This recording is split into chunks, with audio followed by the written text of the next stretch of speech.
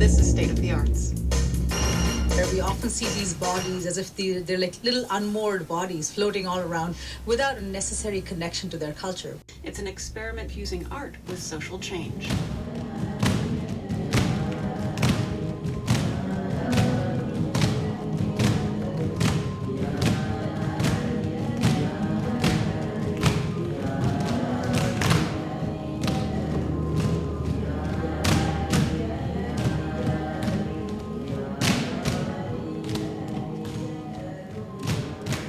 A friend of mine invited me to come see this free show, and I saw these women moving together. All of these women of color, in of all places, Minneapolis.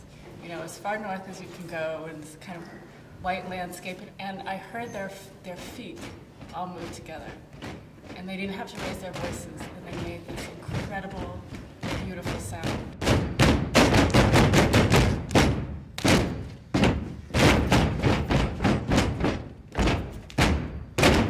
I just cried at the end because it was so emotional and it just took me to another place.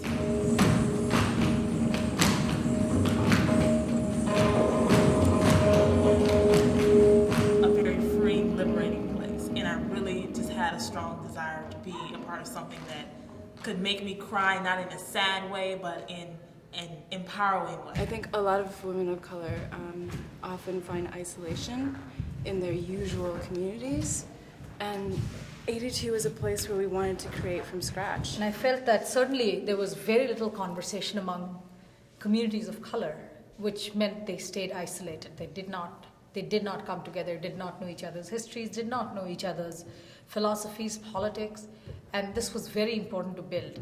The thing I know best to do is dance, and I felt like histories are already inside of our bodies, and we could really build on that, make things happen through the dance. We have women of color who have been here for generations, and women of color who are, immigrant and refugees, who may be first-generation Americans. And so that kind of range of experience is manifested in the performers themselves. I came here to the United States, to Minnesota, to get my PhD in sociology. And as I learn more about American society and the racial politics and stuff, I felt more of a disconnect. I'm in an environment where when I'm at work all day, I'm the fly in the buttermilk, I'm the standout. I don't feel like in the queer community here, there's a lot of places where it's okay to be feminine and be queer. If there's any hope for the world in being a more healthy and just place, I think it's necessary for women of color to have some space to reconcile their differences with each other, to compare and contrast their stories with each other. The negotiation between our differences and our similar experiences in politics, it's really unique. We have age differences and sexuality differences that we work through. It's a place of experimentation to talk about our identities, our histories, our stories, our questions. I mean, we have different histories, different cultural backgrounds, but we, of course, we also have commonalities, we have common experiences of racism, sexism. And in a city like this, where the of-color community is growing, but I don't feel like there's quite that consciousness yet. To have that space where we're building that consciousness together is really important for me, and it feels like a really important thing in this city at this moment. It's a space that builds in many ways, that builds networks, that builds relationships, that builds artistry, that builds excellence, that commits us to finding the best within ourselves and in our communities. I've told people in California that we actually read things and talk about issues, and that we're reading about women in the environment, and people are really, they're like, wow, you guys read and think and you dance too? And I say yes, pretty much. We draw from personal experiences. We really look into the issues that face our bodies, our identities as individuals. In the company now, we're talking about environmental justice issues. We've talked about sex workers' rights. We've talked about what it means for each of us growing up, what it means to be a girl, what it means to be vigilant. And those kinds of things, I feel, are they matter for life. Not just about technique and form and style, it's about how it can personally transform. Those daily injustices, they weigh on our bodies and they show in very specific ways. And so we articulate that through movement, and we draw from those experiences, and we try to cultivate and excavate those experiences and then translate them into movement. For women to have an opportunity to work that out of their body and then show us as the observers what they've gone through is a demonstration of transformation. A dancer is someone who has searched through their body and has refined and has figured out how to choreograph their bodies in a way that makes a really powerful statement and makes meaning. The rehearsals are very hard, it's very difficult, it's exhausting, and you just have to keep going.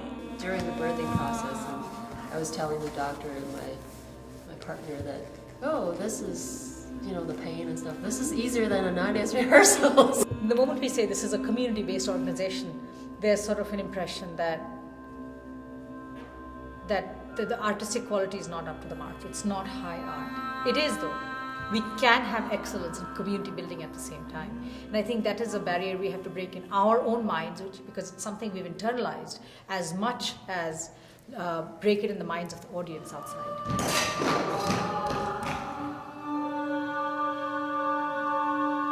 All art comes from community, all of it. We celebrate these geniuses who, sort of like absent any social relationships, absent any inspiration from the people in the world that they're part of, that they come up with this stuff. Art is, community-based. No matter where it is, it's always community-based.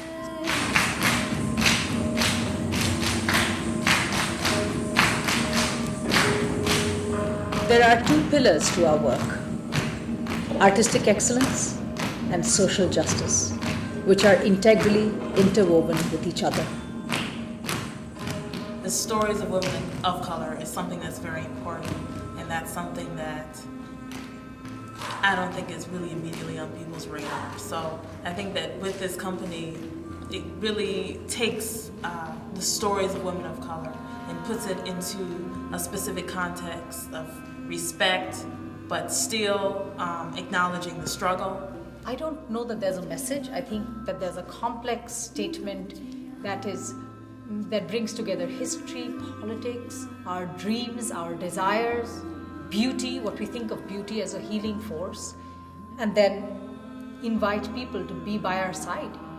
I've had so many friends, family, audience members say the discussions were riveting because they have an opportunity to be part of that process, to examine what it is they have in their own thinking about seeing bodies that they know are typically outside of mainstream, resist a type of mainstream modern or ballet dance.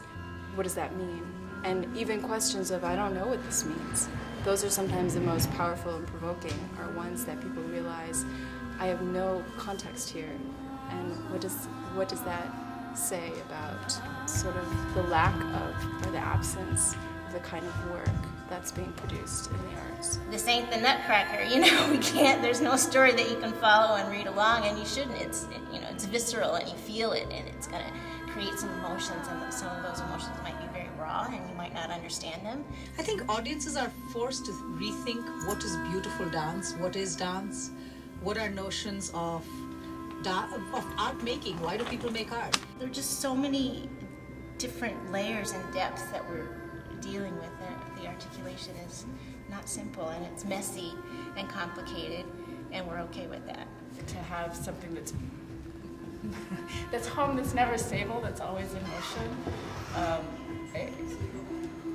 it makes me feel until I'm both connected to my history and part of my present. I really feel like this community has been so important to me. There's a lot we want to do, building dancers who are actually interested in civic action, who conceive of entering the company as a call to action, call to social change through art, which means we need to have training sessions, workshops, discussions, looking at movies together, discussing them, looking at literature together, viewing them.